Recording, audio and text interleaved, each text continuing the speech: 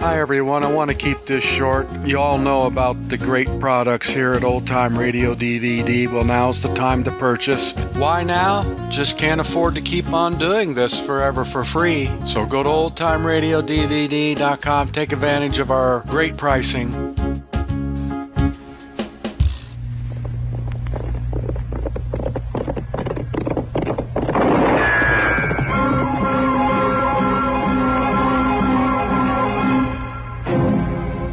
Dodge City and in the territory on west, there's just one way to handle the killers and the spoilers, and that's with a U.S. Marshal and the smell of Gunsmoke.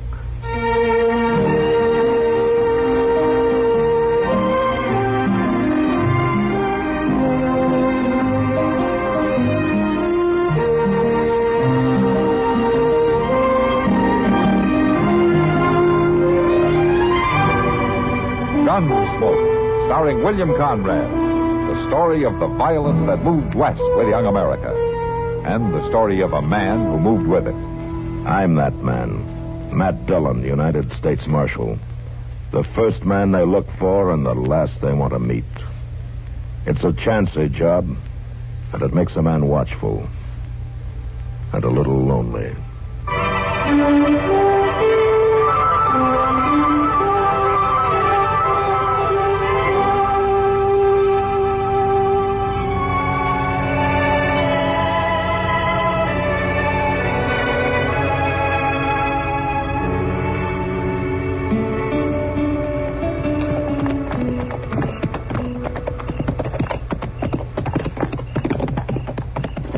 Looks like Moss has closed up the stable and gone home for the night, Mr. Jones. Well, Andy Weaver must be around, though. He always is.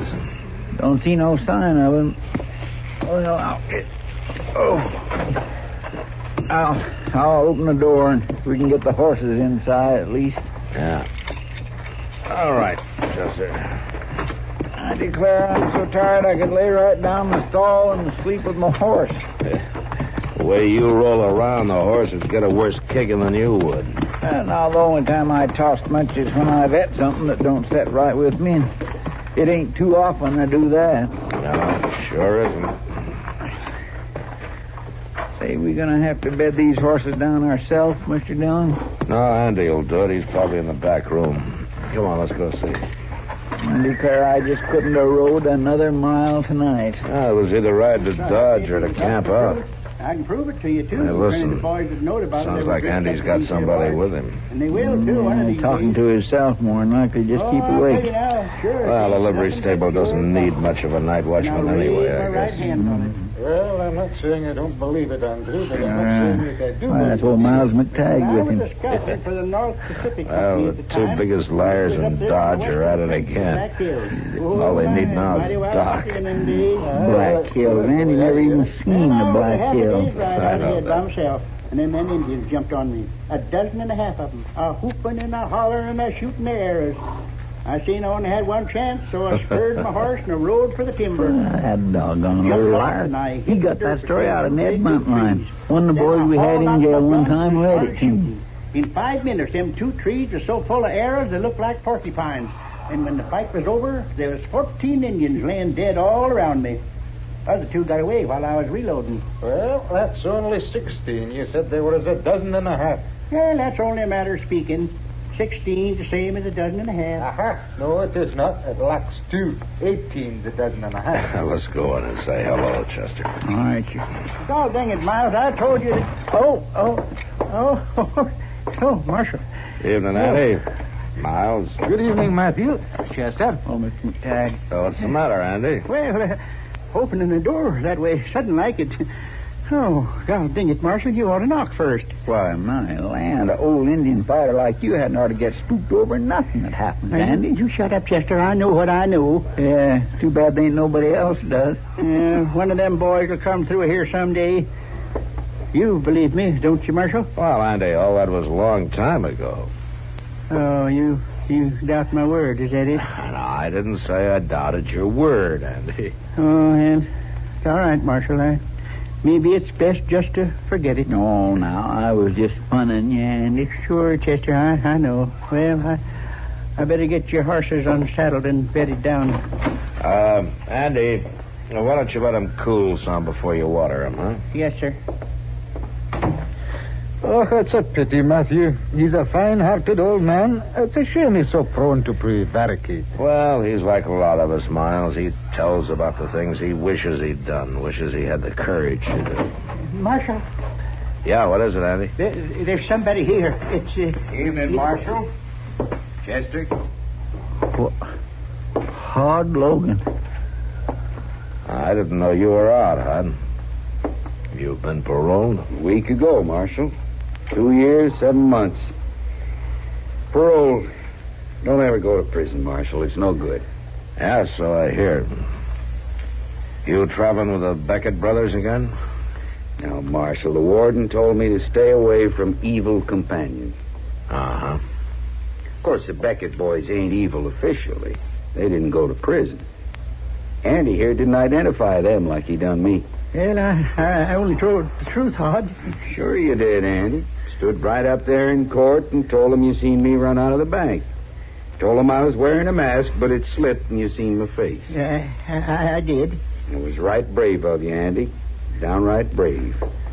And now I'm back. And you better leave me alone, Hod. You better not bother me.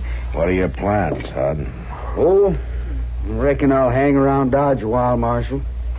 Look up my old friends. Drop in and pass the time with Andy here once in a while. No, you stay away from me. No, that ain't being very kind to a man who's paid his debt, Andy. It's only paid up till now, Hud. Don't go open up a new account. Now, it's a funny thing, Marshal.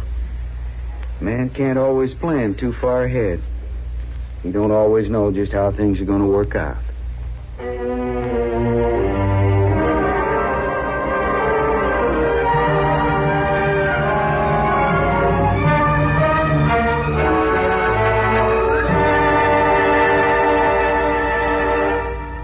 When you apply for a USAFI course, you're not buying a...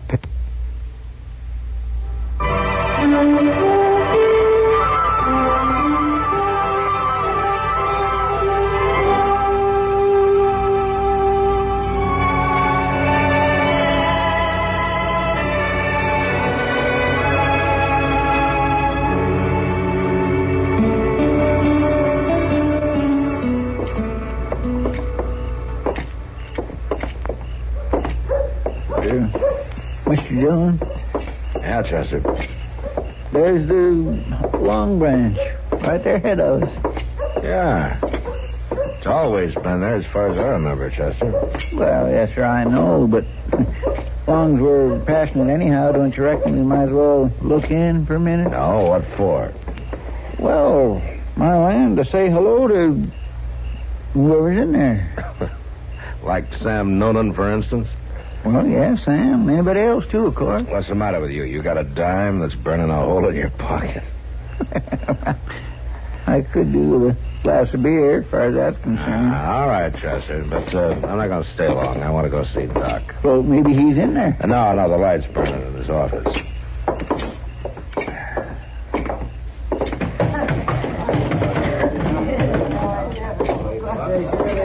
Well, look what's here. Hello, Matt. Evening, Oh, Kitty. kidding. Come on in out of the weather. Whatever they use for weather this time of year. You like a drink? Well, I think Chester's got a beer in mind, yeah. Well, see, the truth is, I thought as long as I was here, I'd get me a glass of rye with a little dab of sugar in it. For that matter, I think I'll just go get it while I got the chance. Sam? Yeah, the place looks real quiet tonight. Yeah, too quiet, Matt. That's good for you, I guess. Not for me. Business will pick up. The rains are about over now. The trail herds will be rolling in before long. Well, something better happen, or Sam and I'll have to start taking in each other's wash to make a living. I can't quite see you taking in wash, Kitty. You know something, Matt? Neither can I. Come on, have one on me this time. Well, that won't help business, honey. Well, it looks like business anyway. Wait a minute, Kitty. What is it, Matt? What's he doing over there? Randy? Yeah, he's supposed to be holding down the night watchman's job over the livery stable. Oh, I don't know. He's been here for about an hour. He's wearing a gun, too. Look, Kitty, I'll take you up on that offer a little later. Huh? Sure, Matt. Anytime. I'll be around.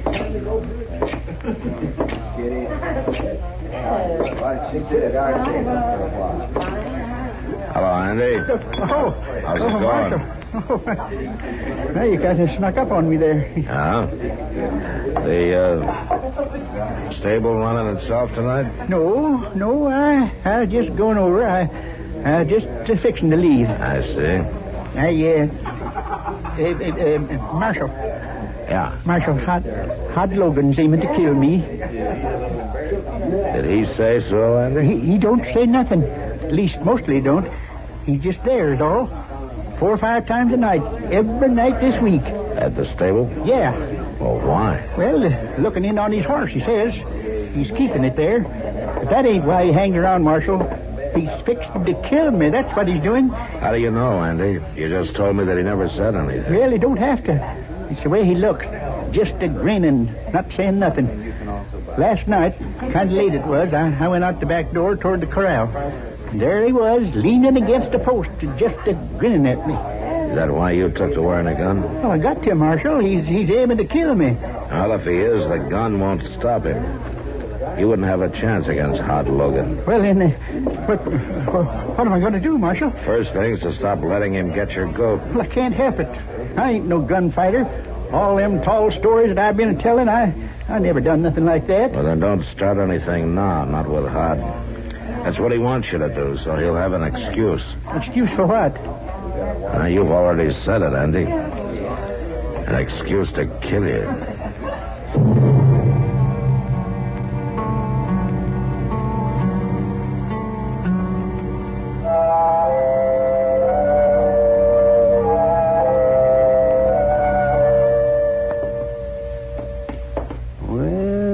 Let's see how this is coming along, Matt. Oh, yes, we got to get those stitches out. Can you roll that sleeve up a little higher? Well, if I do, I'll choke myself, but I'll try. How's that, Doc? Fine. Fine. Yes, that seems to be healing all right. Yeah, that's a sign of good blood. Isn't Oh, it? your blood's all right, I reckon. What you got left of it? What you got left? These bullet wounds. Nothing but bullet wounds since I came out here to this blasted frontier. You know, man, it'd be a downright pleasure to treat a plain, say a bellyache, a nice case of the gout. You wouldn't know what to do with a civilized practice, Yeah, Doc, and you know it. Be kind of nice to find out, though. Now, you want to brace yourself kind of here, man. I got to get those stitches out. Well, go ahead.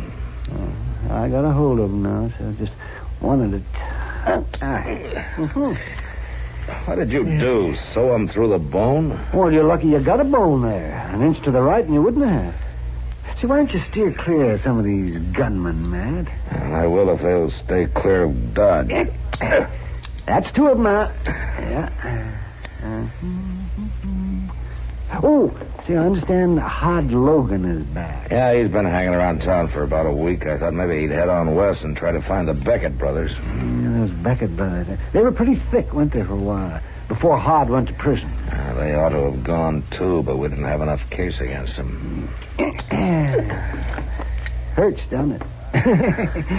Doc, if you were up around my mouth, I'd swear you were pulling teeth instead of stitches. Well, you didn't beller when I sewed you up. Yeah, but you gave me a half a bottle of whiskey that time. Mr. Dillon? Mr. Dillon. Yeah, what is it, Chester? It's them Beckett's, Mr. Dillon. They're back in town. Somebody seen them about an hour ago. Doc, the rest of these will have to wait. I want to go talk to them before they meet too many old friends.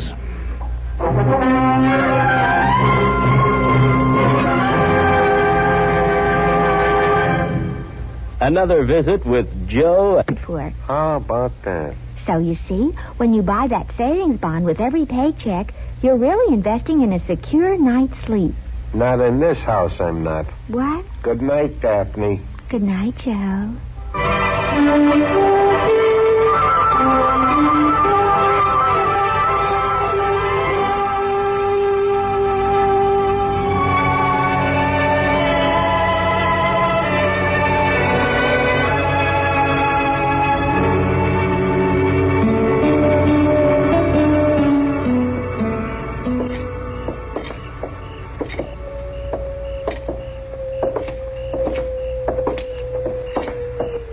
Where do you figure they could be, Mr. Dillon?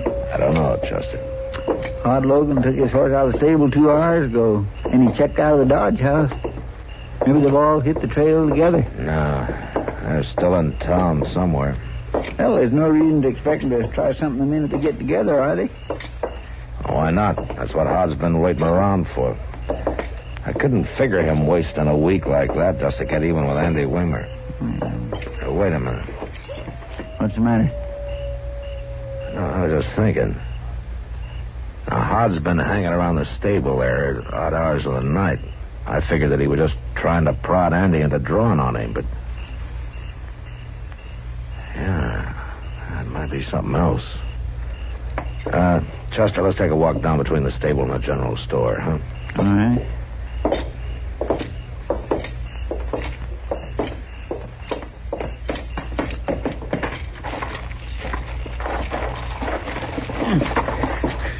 Doggone all, Andy ought to clean up some of this junk. It's a doggone fire hazard. Be quiet, Chester. Yes, sir. Careful, watch it. What is it? Broken glass. Don't step on it. It'll make a noise. Oh. Hey, look. Somebody's busted open the window on the side of the store there. They've tore all the boards off. Yeah. So that's why Hod was hanging around the stable. People would get used to seeing him and not think nothing of it. That's what you meant, ain't it, Mr. Dillon? Back over here, Red. They're inside the store. Yeah. Probably after Jonas's safe. He could bust it open with a crowbar. They're going to be mighty surprised when they find us waiting for him here. We're not going to be waiting for him. Why not? I'm not sure that all 3 of them are in there. One of them might be out back of the stable with their horses. Now, look, you go back out to the street and go across to the Long Branch and get Sam Noonan to help you, and you wait there. And if Hod and the Becketts come out that way, you stop them. Well, now, they ain't coming out the front way. You know it. You do as I tell you. I'm going to be back at the stable. Yes, sir. But you be careful, Mr. Dillon.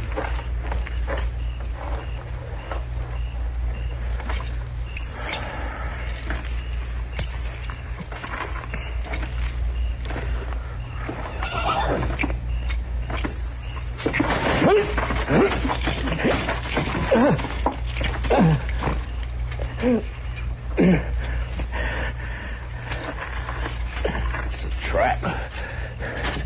A bear trap buried in the straw. And it's chained to a post. Hey, caught you by golly. I reckon that'll learn you, Hod. It's not Hodge, you crazy fool. Marshal. Keep your voice down. Oh, first, I'm mighty sorry. I put them traps there for Hod Logan so he couldn't sneak into the back of the stable. Well, get a trap setter and open this thing, will you? Yes, sir, right away. I got one hid up there by that water barrel. Hey, that's Hod Logan. Let's get to the horses and ride out of here. He's up there between the stable and the store. Be quiet. Here, let me roll over and We'll load get this my on gun the horse clear. First, and that'll take time to finish with Andy Weed. Stand where you are, Hod. What? You're under arrest. Get your hands up. Get back to the building. You haven't got a chance, Hod. Now come on out. Come and get us, Marshal. We got to get under cover, Marshal. We're right out here in plain sight. Then get that setter and open this trap. I can hold them in back of the building. They can't get a shot at me without stepping out into the open. He's caught in one of them bear traps, boys. Stepped on one of them traps we seen Andy setting this afternoon. You take one step from behind that building, Hod, and it'll be your last one. Don't have to take a step, Marshal. Just toss a match is all. Toss a match. Hey, he's going to set fire to the straw. Oh, you will burn to death, Marshal. I'll try and find something to force that trap open. No, there's no time for that. Look, that barrel of water there. Run out and tip it over, will you? Well, that's right by the corner of the building. I can't go out there. There ain't much cover. Here, take my gun. And go out shooting. It'll keep them off balance. Now, hurry. That fire's going to get close. I can't, Marshal. They'll kill me. Look, Andy, they aim to kill you before they leave anyway. Hod wants to get even with you. Now, go on. I can't. I just can't go out there, Marshal. I can't. All right, Andy. Just get clear, then. No use of you burning, too. Oh, no, it ain't no use, Marshal. I can't do that neither. I can't leave you here. Here, give me your gun, Marshal. Here. And good luck. It's Andy. Get him, boy. You dirty coward!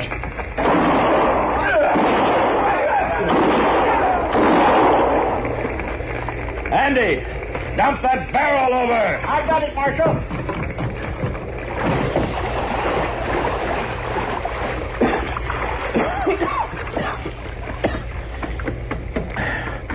I done it, Marshal. I done it. I done just like you told me. And I think maybe I got hot and run under. The third man got away. Oh, we'll get him, all right. Now go get that trap setter. I got it. I brought it back with me. I stood right up to him, gun to gun, didn't I, Marshal? Yeah, you sure did, Andy. Hurry it up, will you? Yeah.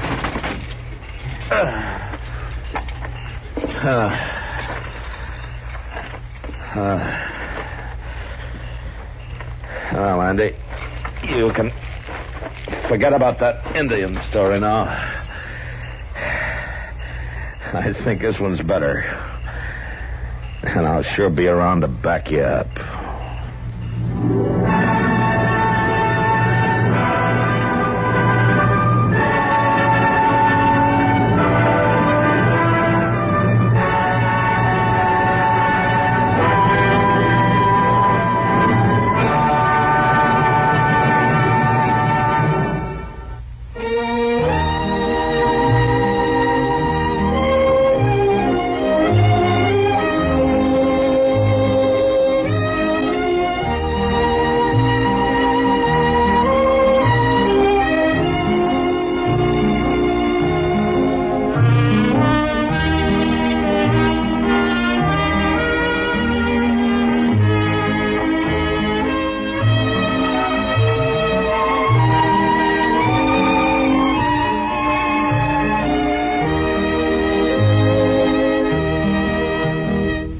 Gunsmoke, produced and directed by Norman McDonald, stars William Conrad as Matt Dillon, U.S. Marshal. Featured in the cast were Parley Bear as Chester, Howard McNear as Doc, and Georgia Ellis as Kitty. George Walsh speaking. Join us again next week for another specially transcribed story on Gunsmoke. This is the United States Armed Forces Radio and Television Service.